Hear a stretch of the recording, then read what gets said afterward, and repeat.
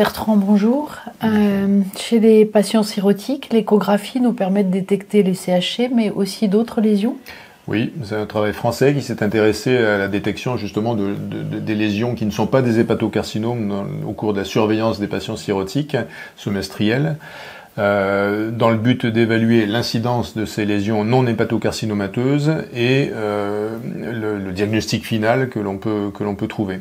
Donc c'est parti de 3 cohortes françaises de surveillance de cirrhose, alcoolique ou virale ou autre, 3295 patients, essentiellement de Child A ou B7.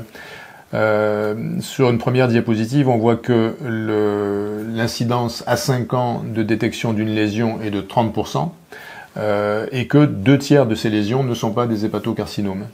On trouve plus fréquemment ces lésions chez des patients qui ont des cirrhoses non virales, des patients plus jeunes et des patients qui ont une maladie hépatique moins évoluée.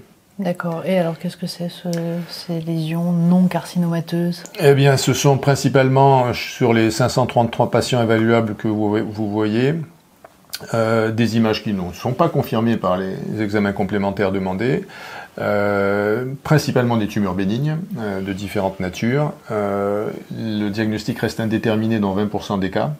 Mais on peut aussi trouver d'autres tumeurs comme des cholangiocarcinomes ou des métastases dans un certain nombre de cas. Et au total, ces lésions bénignes ou indéterminées ne modifient pas le pronostic par rapport aux patients chez qui on ne détecte rien. Donc c'est plutôt rassurant.